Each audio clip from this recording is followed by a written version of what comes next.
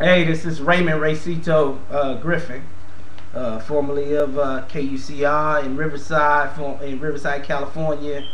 Uh, you know, I like that new video. This is more. I like that new video from Waka Flocka because he filmed it in my own neighborhood, the jungle, and so I come a long way right now. But I want to give some advice today. For female rappers, some additional advice to female rappers. So when I think of female rappers, and my number one piece of advice would be to own your perspective and to take it from your point of view.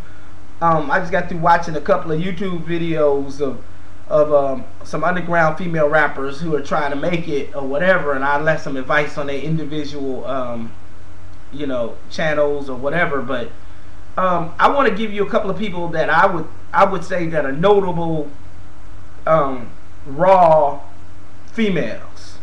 I guess I'll take it all the way back into history. When I first started hearing like a female perspective that blew me away, even when I was a little kid, was Millie Jackson. She wasn't a rapper, but she was a singer, but she was raw as hell. If you get a chance at all to go back and just really listen to Millie Jackson's songs, Millie Jackson's raw shit, when she was she used to say shit that nobody would say back in the 70s and shit. Just coming raw as fuck. Even that song she had called "Fuck You." She did some raw shit. I love Millie Jackson. Even when I was on the radio, everybody say, "Who's his favorite singer?" They say Millie Jackson. Millie Jackson. Because she raw as hell. As a matter of fact, I remember when Adina Howard back in the day came through our little radio station. This is before she ever blew up, and we was trying to help her. She was unsigned, actually. Matter of fact, I knew the guy who was trying to put her on the map back in the day. And I would take her in the room and I would say, Adina, you probably need to listen to this shit. And I say, you need to listen to some Millie Jackson and shit. This is where you need to go, because you need to be bold and step out there. And I know some of y'all too young to even know Adina Howard and shit, but Adina Howard, she came out in the mid 90s and shit, and she had A Freak Like You. I forget what name of that song. What's the name of that song? That was her hit, but she had some other songs too. But we were playing her shit first at KUCR in Riverside, and I remember when her manager, who was a good friend of one of the DJs who just recently died, that one of our DJs who used to that died, he was in another group, and he said, hey, I'm trying to put this female on, and this is going to be the shit, but I'm trying to help her. And she would always work with our audience that was pretty raw, and we'd tell her how to go up. We try to give, I know he was trying to give her some advice or whatever, some coaching and stuff like that on the air, but she blew up after that. But I remember taking her into the room and I was saying, listen to some old Millie Jackson songs. She was like, no, you need to have Jewel from Death Row probably listen to that, because she's probably going to be a better fit for that. But I was like, no, trust me, Adina, you need to do this shit. Little Kim back in the day, before she was Little Kim, she was just one of the female in Biggie's clique. So you can see I go way back. I kind of liked her, and I was like, okay, she got that sound and shit like that, but she need to be bold with it. And the reason I know how to kind of develop, I really started giving advice to like female, black female radio DJs. I remember we had this one DJ, and I don't know if she's out there. I don't know if she ever seen this video, but her name was Passion Fruit. And if anybody in Riverside knows that Passion Fruit was like one of our best DJs at KUCR, but she could hang with any dude, and she actually had male groupies and shit inside the room with her all the time whenever she was on the radio, and she would just challenge motherfuckers all the time. But she would just come, even on the dance floor when we'd be at the club, she would just be all out there and shit like that. But that boldness and just being a female, I think made it work on the air, and the same thing would work for a rapper too, a female rapper. shit, if you go back to Salt and Pepper, if you haven't, I mean, listen to these types of songs, just the original songs that they actually put out when they were raw, before they went pop. Listen to Salt and Pepper before Push It. Don't anything before Push It. Go to like Get Up, or I'll Take Your Man, or My Mic Sounds Nice, or Chick on the Side. Listen to that old school hip hop and shit like that, and you would hear like that raw shit that kind of had that captured not only a female audience but also a male audience and shit like that. And I think it's not the lyrics that you should listen to, but the attitude and being able to represent that female perspective. So if you're a female rapper out there, you need to probably go back and listen to what I'm telling you. Trust me, and you'll see a trend in this kind of attitude that I'm talking about, to really capture like this niche that you can get out there. Mary J. Blige, when she had What's the 411, but I think when she really caught everybody, she got a lot of respect, was that My Life album. And you know, when she got as personal as hell with that. But listen to that for like inspiration, and just say, okay, what do you mean by the female perspective and shit like that. She started talking about be happy and all that other shit, and you just kind of say, okay, you know, she got an identity, and she's separate. This is before they start calling her the Queen of Soul, when they start finding that something special in her that really made her hit and resonate and kind of like make everybody turn their head and say, damn, she talking about some shit, you know? And it's hard to do that, because you have to have a photocopy of your thoughts, a photocopy of your feelings. And I always say this to rappers all the time. If you were inside of a Kinko's and shit, or FedEx now, I don't think they call it Kinko's, but if you were inside of Kinko's and you went to a copier machine and they gave you some shit like this, and they told you to copy this shit, you gonna have the exact same copy come out that motherfucker once you hit the copy button. Well, how do you get me to see exactly what's going on in your head?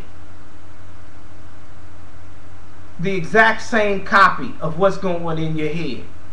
You got to keep that shit real with me, and you got to use those words or whatever, that mix of words, to kind of really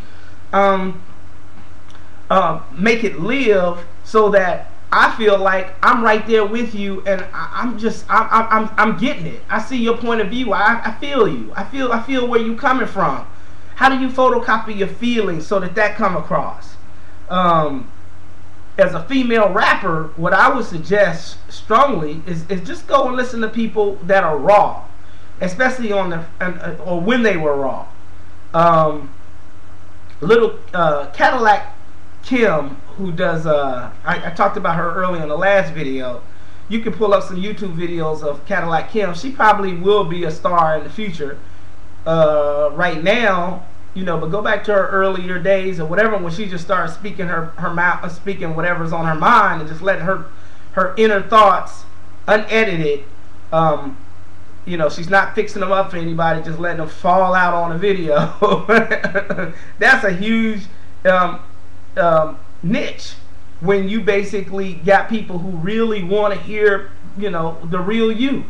So if you got some shit to say, some shit you've been through, some shit that you know that you think is personal to you, try that shit first before you start trying to rap about other people's lives and the most popular topics like drug, sex, you know, all that other shit. Just start talking about some real shit to you. I mean, if you've been molested, then talk about that shit. If you've been raped, if you was I mean, whatever the fuck. I don't know what the hell it is that's personal. If you know, motherfuckers cheating on you and shit like that, take me back to when you know, if I was cheating on you and shit. I mean, I know my side of it, but what was your side of it? I mean, all them fucking letters that you wrote when you was pissed off, pull that shit out and start reading through that shit when you was writing some dude or whatever, and you know, you was pissed off, and you start telling him how you felt, and watch all the feelings come back up, and then all of a sudden you start saying, okay, how do I capture this feeling and relate to this shit on paper and put that shit out there? And then you can talk about any kind of topics after you get that down. But first, just get in touch with just really just making sure that everything you put on that paper or everything you start rapping is really just some honest shit. And we'll hear it. If we're in your audience, we'll hear that shit. We can hear a lot of DJs, a lot of other people in the audience, a lot of motherfuckers who love music. They can hear realness, and I always call it like a snake in a bag. I used to give people an example. I gave this rapper one analogy a long time ago. It was a long time ago when I was in the jungle in LA. Me and my best friend Reggie Porter, we basically killed a snake over in Baldwin Hills. We was riding our bikes and shit, and then some niggas was like, hey, and we tried to get a piece of wood for a ramp, and then we went over there and picked that motherfucker up, and there was a big ass snake in there, probably about, I don't know if it was a rattlesnake or whatever, but it was about maybe 7, 8, 9 feet long or whatever, and I smashed it in the head with this big ass rod stick or whatever and killed it. But then that snake kept moving and shit. And it, you know, when a snake, even though its head is smashed in, that motherfucker is still moving, and you can feel like it's alive. So when I was carrying it, I wanted to show everybody this snake that I killed and shit like that. But you could feel it inside of the pillowcase, still moving and shit. And you know, when you got some shit that's moving inside, you can tell something is alive and something's in there. Well, if you have if you have a bunch of dead lyrics and you ain't talking about shit, it's like having I don't know, a fake snake inside your pillowcase. You know what I mean? But when you have a live snake, people can feel that something is alive in there. And that's what I mean when you really in touch with bringing out who you really are. Even in your music, people can hear it. People can feel it. People will feel like, okay, I get the music, but I separate the music from you. And I'm listening to you and hearing what you're putting across, your element, your contribution. And they feel like that snake is in the bag. And inside of there's somebody living in that song. Like if you listen to My Life by Mary J. Blige, you be like, man, this bitch is going through some shit. Or if you listen to the old Millie Jackson albums or whatever, you'll hear like Millie Jackson coming across like, you know what? Fuck these songs. This is my real life. And you feel like, damn, she really saying some real shit, and you want to kind of tune into that shit. Well, how do you get people to listen to you like that? How do you get, as a female rapper, for people to vibe off of you and say, damn, that's it? Go back and listen to that old Salt and Pepper before Push It. I'm talking about I'll Take Your Man or whatever. My mic sounds nice.